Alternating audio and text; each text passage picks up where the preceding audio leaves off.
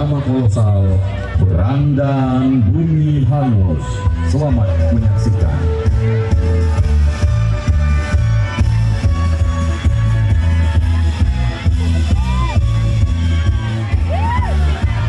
Dari alam imajinasi yang didasari fakta sejarah keramat yang tidak mungkin terlupakan, sejarah yang pernah terjadi dan dialami oleh seluruh bangsa terdahulu di bumi pertiwi, sejarah yang digoreskan dengan tinta emas dan catatan fakta yang telah merenggut nyawa dan jiwa para pahlawan di seluruh persada Nusantara ini.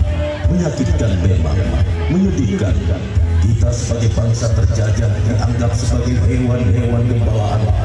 Tiada lagi kemanusiaan. Bangsa yang pernah dijajah selama 350 tahun dalam genggaman kolonialis Belanda dan 3,5 tahun dalam cengkeraman rejim Jepang. Setiap kita dapat merasakan betapa kejamnya sebuah peperangan, betapa hina bangsa terjajah.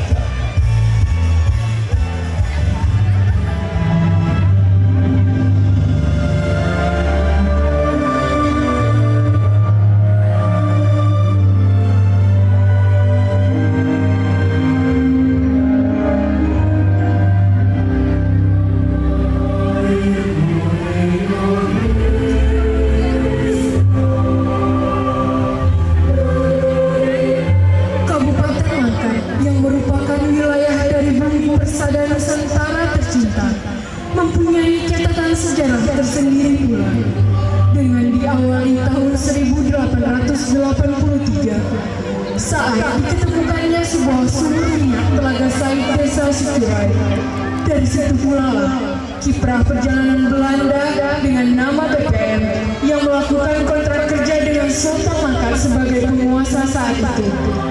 Pada tahun 1885 mulailah keluar minyak pertama.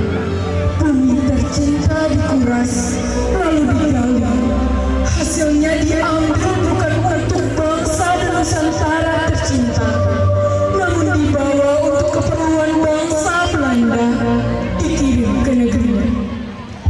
Selanjutnya pada tahun 1942 Jepang dapat mengalahkan Belanda dan sekaligus mengambil alih daerah jajahan Belanda di bumi Nusantara menjadi jajahan Jepang.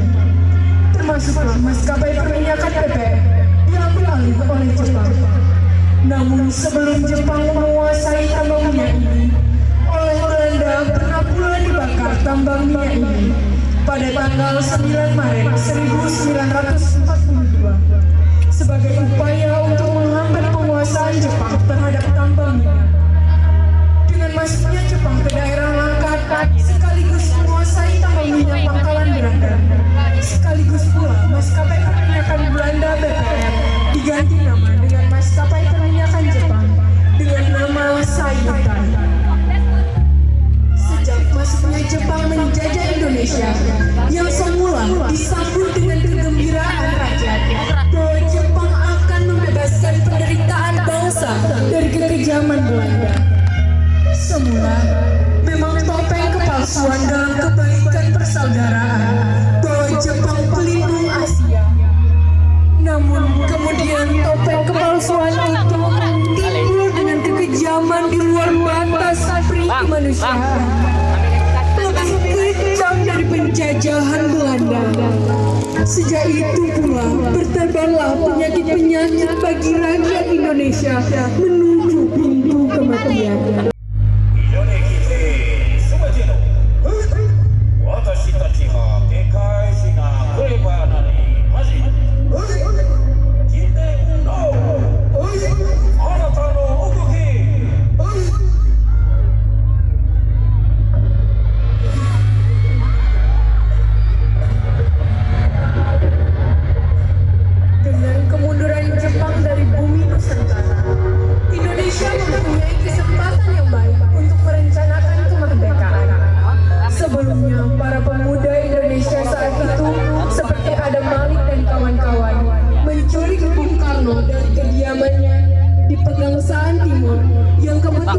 Beliau baru kembali dari dalam Vietnam, dibawa oleh pemuda Kerengas selanjutnya mendesak Bung Karno untuk memproklamirkan kemerdekaan.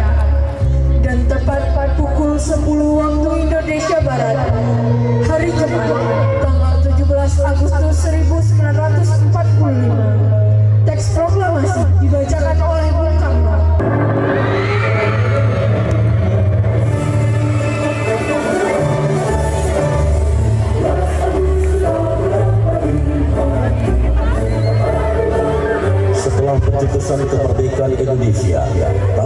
15 Agustus 1945 tidak dapat diterima langsung kabar tersebut ke tanah Melayu Bumi Langgar ini, sebab surat kabar serta media informasi yang sangat sulit saat itu.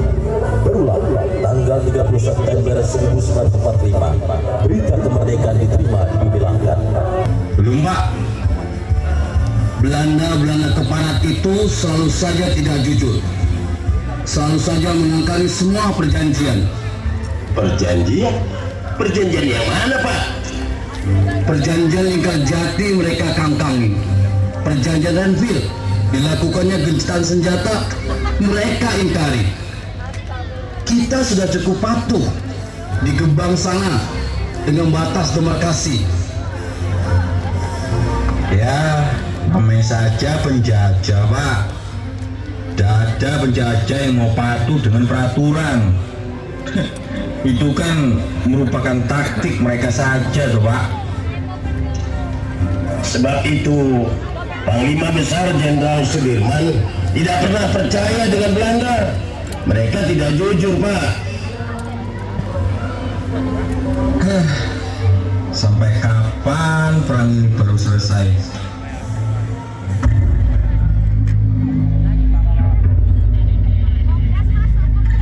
Sekitar awal Juli 1947, Belanda melancarkan kelas pertamanya sebagai menutup mata perjanjian Linggarjati. Sejak itu pula, Bumi Langgar bersimbah darah dan berhujan peluru. Para pemuda Langgar menyatukan barisan membentuk pasukan KM-20, Laskar Mujahidin, Laskar Hizbullah, Kesatria Pesindo, pasukan Navindo, Barisan Serikandi, dan lain sebagainya.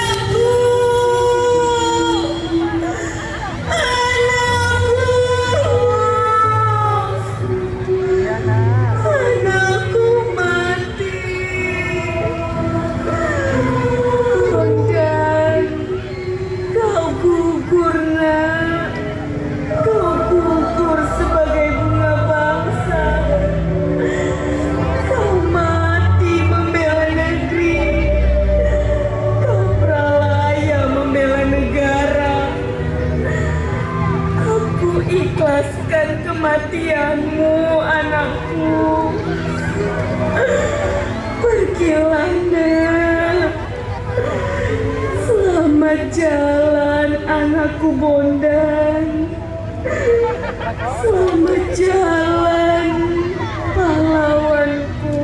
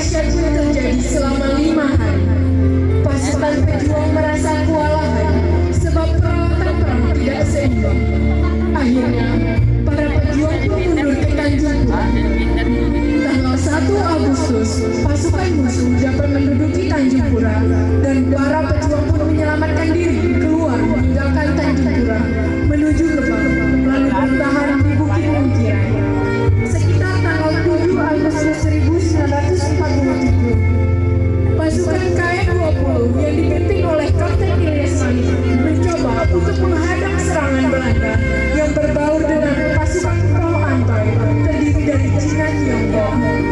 Tanggal 10 Agustus 1947, Belanda memindahkan markas pasukannya dari Binjai ke Tanjung.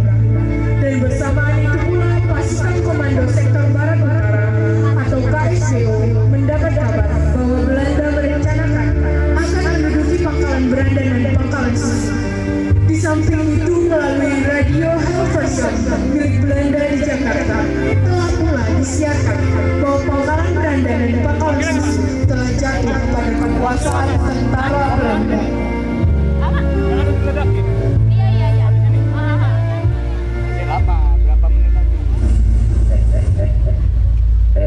Kamu ayat atau tentara? Hah?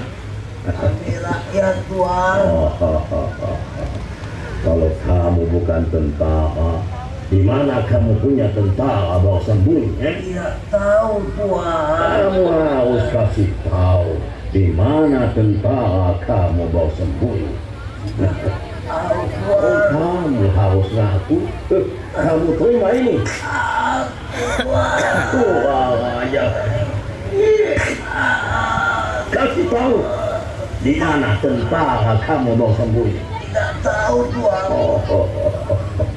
Ini negeri Langkat, setabat akan jatuh ke tangan kami. Besok kami akan kuasai Tanjung Pura dan juga tambang minyak Berandan. Tuan, kalau Tuan mau menguasai Langkat, Stabat, Tanjung Pura, dan kota Pangkalan Berandan, Langkah itu wayat kami, Tuan. Kamu melawan? Kamu tidak ngaku di mana tentara kamu? Sebaiknya kamu harus mati. Sampai jajah yang laknat. Kamu melawan? Baik, kalau kamu melawan, kamu terima ini. Baik, siap untuk mati kamu.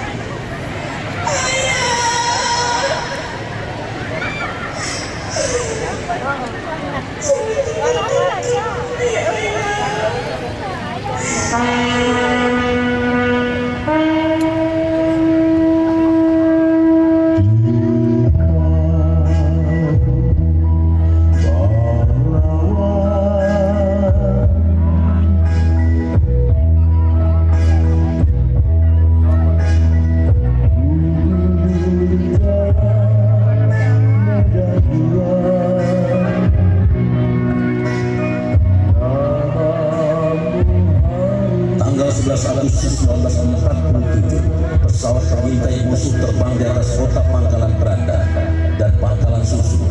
Bersama itu pula pasukan musuh mendesak dan menyerang pejuang yang bertahan di bukit-bukit Kebang, lalu mundur sampai ke pelaut. Kemudian musuh mendesak sampai ke Sturi. Akhirnya para pejuang meledakkan jembatan Sturi dan jembatan pelaut agar Belanda tidak dapat masuk ke Pangkalan Berandan. Dan selanjutnya para pejuang bersatu menyerang musuh dan mereka mundur sampai batas ke markas Kebang.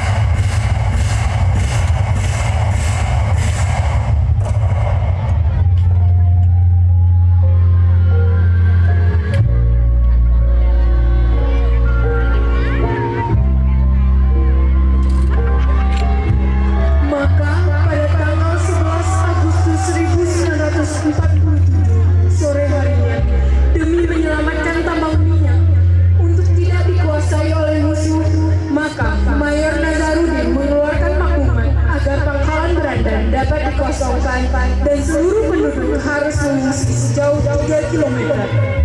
Rakyat pun kebingungan apa yang bakal terjadi. Para penduduk Pangkalan Berandan pun dengan berat hati dibarengi rasa haru dan sedih terpaksa meninggalkan rumah, harta bendanya. Tiada yang dapat dibawa, hanya bungkusan dan bekal seadanya. Mereka pun mengungsi meninggalkan kota Pangkalan Berandan tercinta. Sementara itu, warga Cina di Pangkalan Berandan hanya 11 orang yang mau ikut mengungsi. Selebihnya tetap bertahan di kota Pangkalan Berandan. Melalui pimpinan Gabungan Pengkumpulan Tionghoa Perantau atau GPTP, saat itu berupaya untuk menyuap para perwira pejuang agar bumi hangus dibatalkan dan mereka bisa hidup dengan tenang. Hal tersebut disambut sinis oleh Mayor Nazarudin. Itu Mayor Nazarudin. Mana? Ayo bersiap semuanya. Saudara-saudara, hasil pertemuan tadi malam bahwa Pangkalan Berandan ini terutama tambang minyak harus dihanguskan. Oleh sebab itu diminta kepada saudara-saudara memberikan informasi kepada masyarakat bahwa Pangkalan Berandan harus dikosongkan. Semua masyarakat harus mengungsi.